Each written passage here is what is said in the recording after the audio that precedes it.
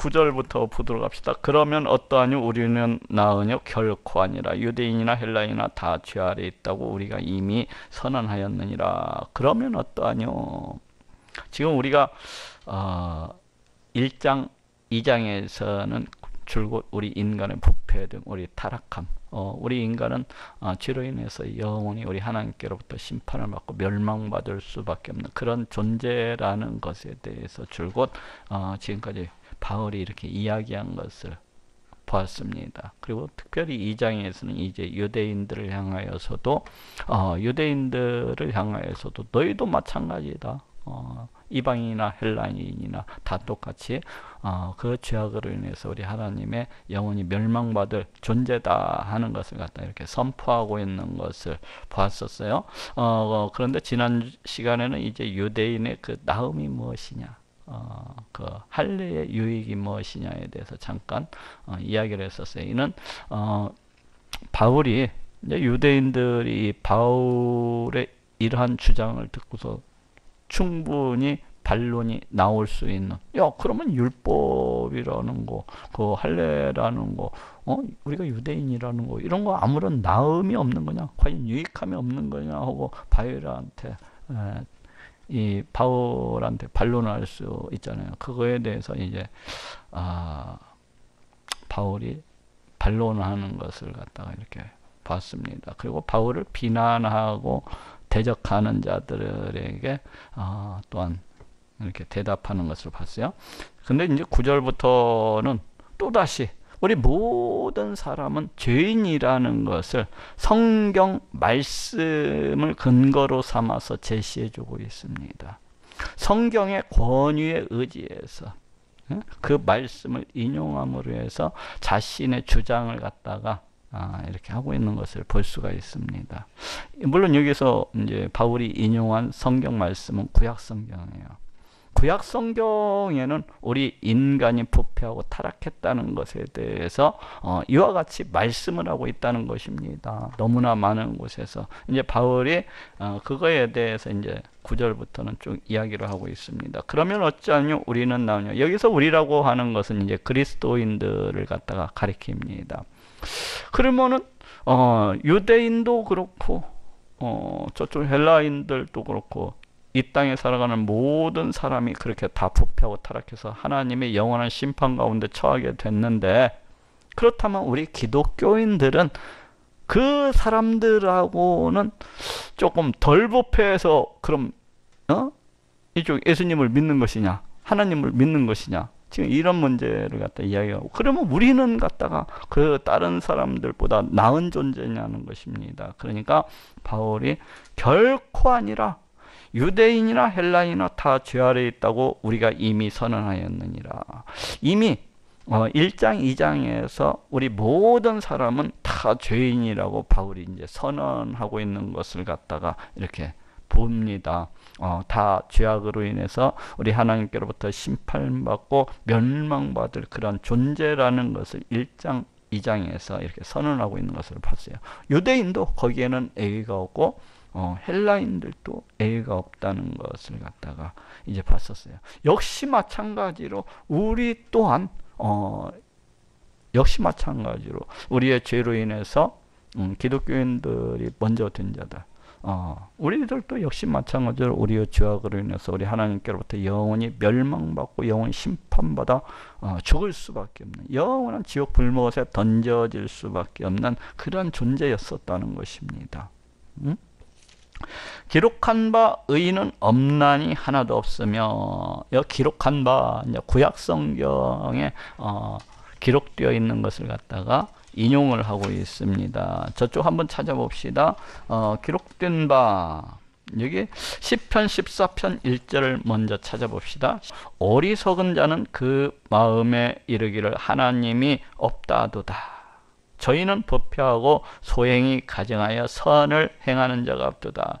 여호와께서 하늘에서 인생을 굽어 살피사 지각이 있어 하나님을 찾는 자가 있는가 보려 하신즉 다 치우쳤으며 함께 더러운 자가 되고 선을 행하는 자가 없으니 하나도 없도다.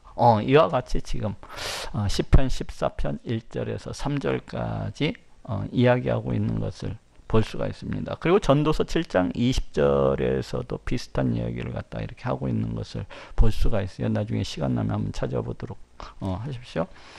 이것처럼 이제 바울이 이 구약 성경 말씀을 갖다가 그대로 인용을 하고 있는 것을 보게 됩니다. 때에 따라서는 그 의미만을 가져와서 이렇게 인용하고 있기도 한 것을 갖다가 볼 수가 있어요.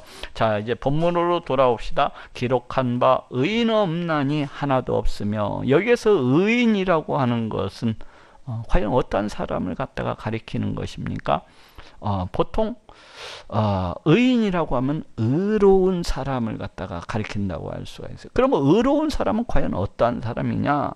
그것은 우리 하나님께서 보시기에 온전한 사람, 우리 하나님께서 보시기에 흠이 없는 사람, 우리 하나님께서 보시기에 완벽한 사람, 곧 다시 말하면 우리 하나님께서 이 세상 이 온 우주 만물을 창조하실 때 우리 사람을 갖다가 하나님의 형상을 쫓아서 그렇게 지으셨던 것을 볼 수가 있습니다. 그때 우리 인간은 죄를 갖다가 알지도 못하는 그러한 자들이었어요. 예? 그리고 사랑으로서 넘쳐나고 긍휼과 자비로서 넘쳐나는 이 의로서 충만했던 그런 자였던 것을 볼 수가 있습니다. 그래서 여기에서 의로운 자, 의인이라고 하는 것은 이제 우리 하나님 앞에 설 수도 있고 우리 하나님 앞에 나아갈 수도 있는, 또한 우리 하나님께서 그 인생과 함께 할 수 있는, 동행할 수 있는, 바로 그러한 자를 갖다가 의인이라고 할 수가 있어요. 근데 여기 보니까 의인은 없나니 하나도 없으며, 그렇죠. 죄악으로부터 동떨어진 자가 이 땅에 어디 있겠습니까? 우리 인간은 누구나 죄예요. 지금 1장, 2장에서 이야기해온 것이 그것 아닙니까? 의인은 하나 없나니 하나도 없으며, 단 한 명의 의인도 이 땅에는 없다는 거예요. 단 한 명의 의인도. 우리 모든 인간은 다 우리 하나님을 떠나서 다 우리 하나님을 떠나서 그 자신의 그 부패하고 타락한 욕심, 욕망만을 쫓아서 살아가는 그 우리 하나님께로부터 심판받아 멸망당할 그런 존재라는 거예요. 여기 깨닫는 자도 없고 하나님을 찾는 자도 없고, 지금 이것도 어디에서 왔어요? 조금 전에 우리가 읽었었던 그 시편 14편 거기에서 이제 온 말씀이라고 할 수가 있습니다.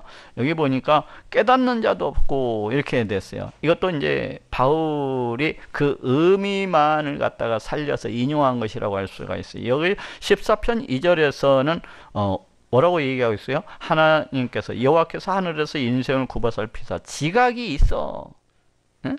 지각이 있어 하나님을 찾는 자가 있는가 보리 아니신즉 없다는 거잖아요. 그래서 깨닫는 자가 없고, 이렇게 바울이 그 의미만을 갖다 살려서 인용하고 있는 것을 볼 수가 있습니다. 그래서 여기서 깨닫는 자가 없다는 것은 우리 하나님을 갖다가 깨닫는 자가 없다는 거예요. 왜 그래요?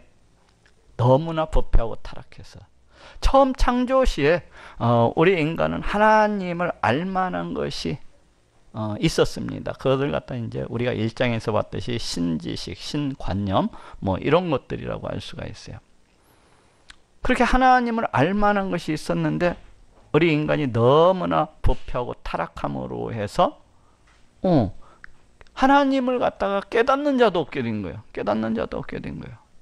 또 우리는 하나님을 어떻게 해서 알 수가 있습니까? 우리 하나님께서 지으신 이 세상, 이 온 우주 만물을 통해서 우리 하나님을 갖다가 깨달을 수가 있어요. 근데 우리 인간이 너무나도 부패하고 타락해서 우리 하나님께서 지으신 이 모든 것들을 보면서도 우리 하나님의 존재에 대해서, 그 지혜에 대해서, 능력에 대해서, 우리 하나님의 신성에 대해서 깨닫지를 못하는 겁니다. 바로 지금 그 얘기를 하고 있어요. 깨닫는 자도 없고, 왜 그래? 너무나 부패하고 너무나 타락해서 하나님을 찾는 자도 없고.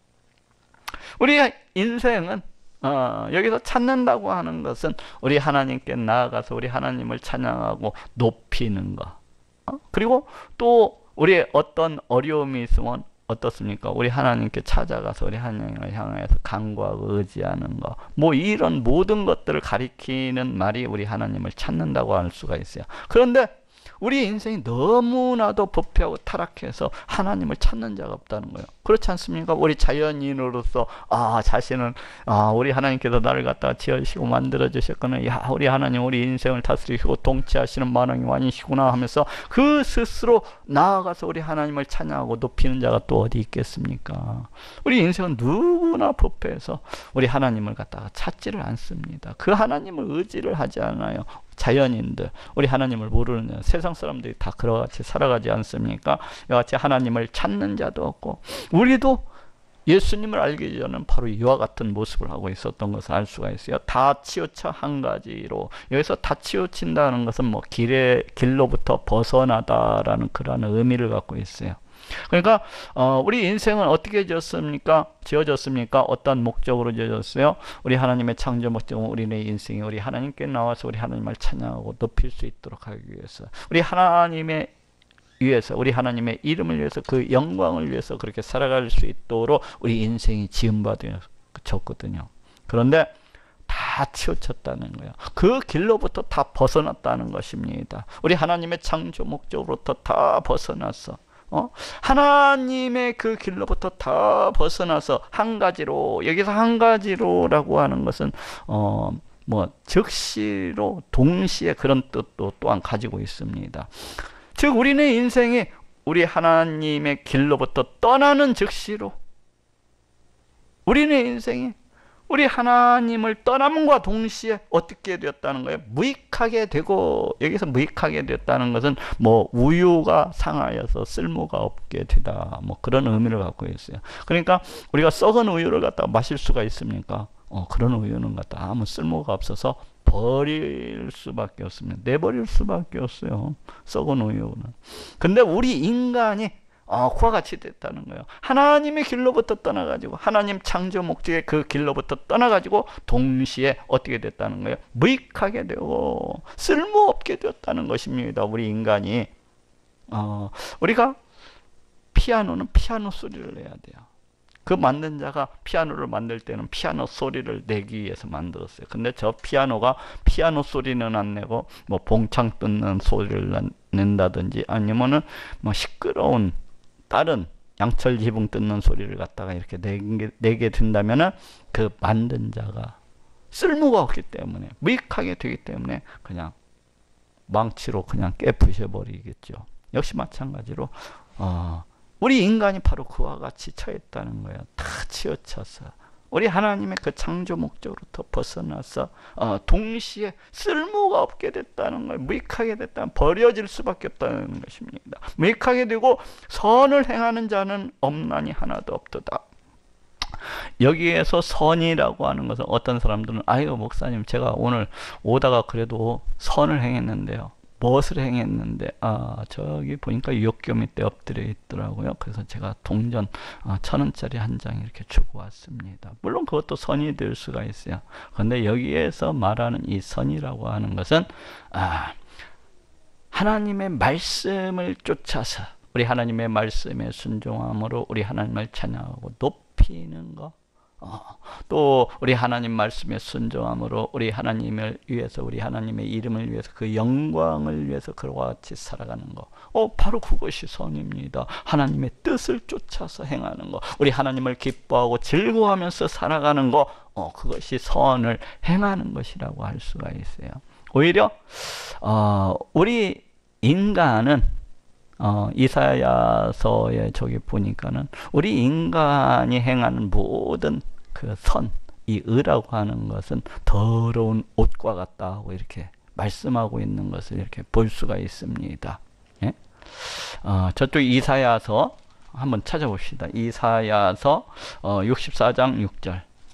대저 우리는 다 부정한 자 같아서 우리의 의는 다 더러운 옷 같으며, 여기 우리 인간을 향하여서 다 부정한 자 같아서 마치 문둥병자와 같이 여기저기 썩고 골마 터진 그러한 모습을 갖다 우리 인간이 이제 비유를 하고 있어요. 그러면서 우리의 의는 다 더러운 옷 같으며, 우리의 의, 이 우리의 의가 뭡니까? 방금 이야기한 거. 오다가 이렇게 동량 하나 던져준 거 뭐 이런 것들, 이 그런 의조차도 우리 인간의 의라고 하는 것은 다 더러운 옷과 같다는 것입니다. 여기서 더러운 옷은 뭐 닷슨 생리대를 갖다가 이야기해요. 닷슨 생리대를 갖다가 이 얘기하는데, 바로 우리 인간의 그 의라고 하는 거, 우리 인간이 보기에는 선하다고 느끼는 것조차도 더러운 행주, 더러운 걸레와도 같다는 것입니다.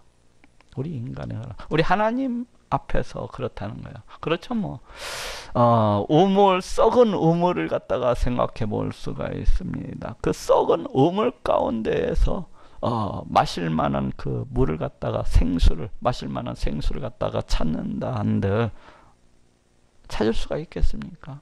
그 팍 썩어버린 우물 가운데서 나오는 그 생수라고 해봐야 마실 수가 없는 거예요. 역시 마찬가지로 우리 인간은 너무나도 부패하고 타락해서 우리 인간이 행하는 그 모든 것들이라고 하는 것은 더럽고 추잡하다는 거예요. 부패하고 타락해서 더러운 옷과 같다는, 거기에서 나오는 선이라고 하는 것은, 이렇듯 우리 하나님 앞에서 우리 인간은 그와 같은 존재라는 것입니다. 자, 이제 본문으로 또 돌아옵시다. 선을 행하는 자는 없나니 하나도 없도다. 그렇죠. 우리 하나님 앞에 나아가서 우리 하나님을 늘 찬양하고 높이면서 우리 하나님을 위해서, 우리 하나님의 이름을 위해서, 그 영광을 위해서, 또 우리 하나님과의 친밀한 교제 속에서 우리 하나님을 뜨겁게 사랑함으로 그렇게 살아가는 사람이, 자연인으로서 그렇게 살아가는 사람이 한 사람이나 있겠습니까? 한 사람도 없는 거예요. 한 사람도 없는 거예요. 저희 목구멍은 열린 무덤이요.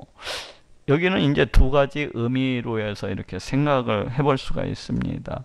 하나는 그 무덤이라고 하는 것은 이스라엘에서, 우리 한국의 무덤이 이렇게 봉분으로 이렇게 돼 있어 가지고 드나들 수가 없어요. 근데 이스라엘 무덤은 바위 위에다가 큰 굴을 팝니다. 그래갖고 서서 들어가기도 하고 나오기도 해요. 그래갖고 가족 중에 누가 죽으면은 이제 그 시체를 갖다가 그 파놓은 그 바위 무덤 속에 집어 넣습니다.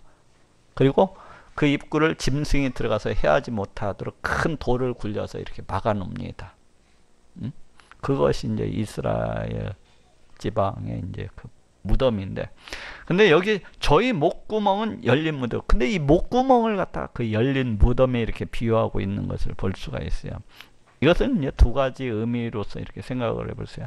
하나는 우리 인간의 그 탐욕.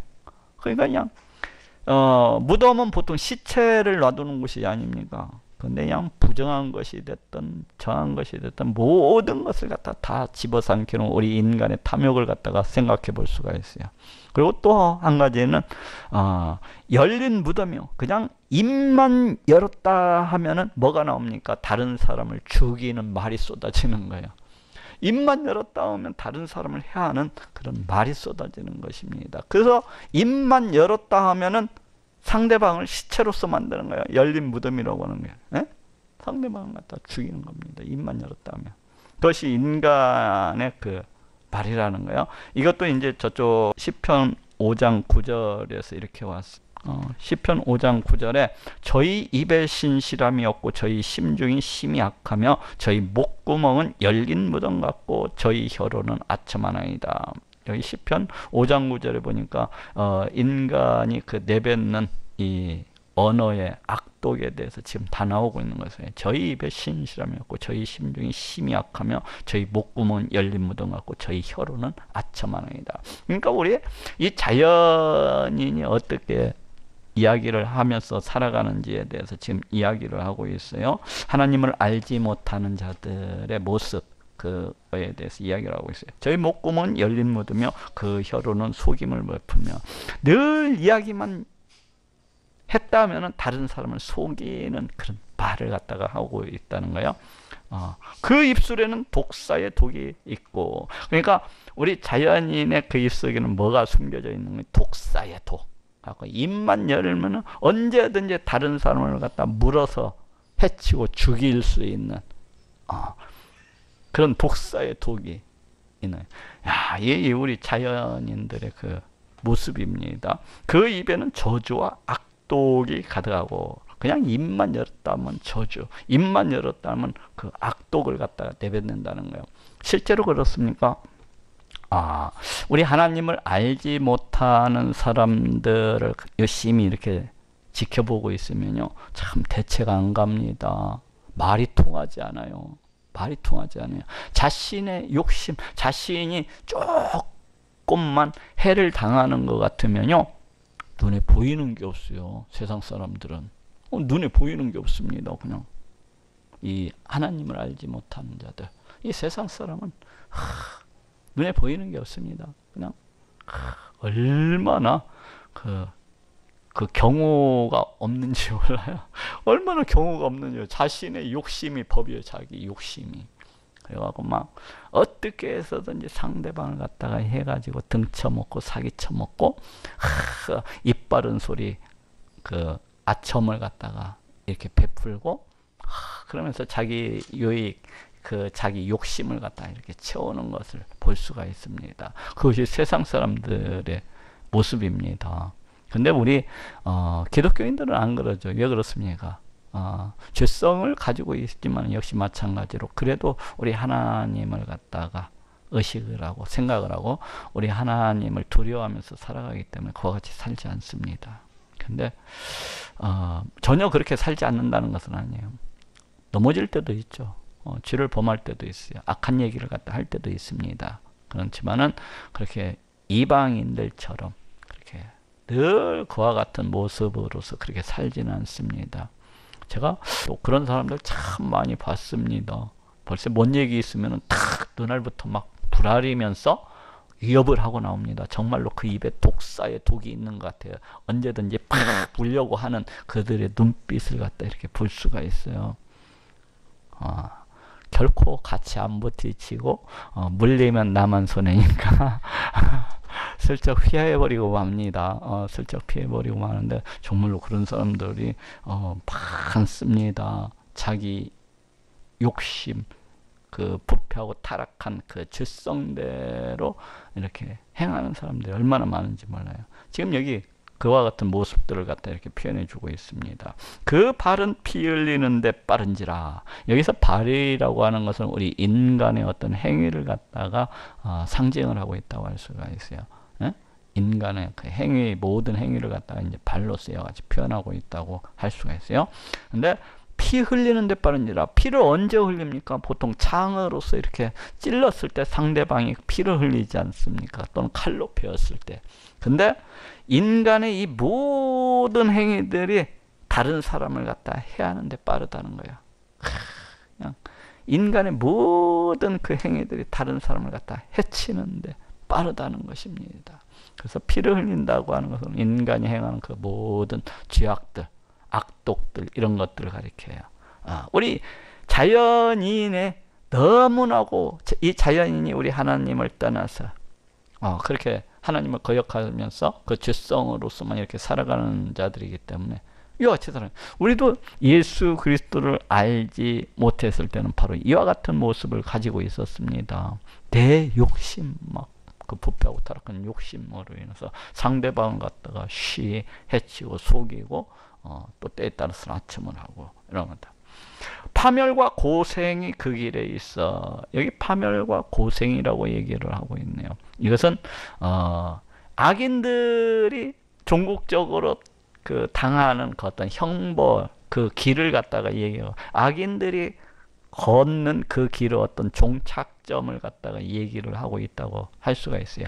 우리는 그 로마서 2장 9절에서도 그 앞에 한 장 앞에서도 악을 행하는 각 사람의 영에게 환난과 곤고가 있으리니, 여기 악을 행하는 사람들이 어떻게 된다는 거예요? 나중에 우리 하나님께로부터 그 심판을 당하고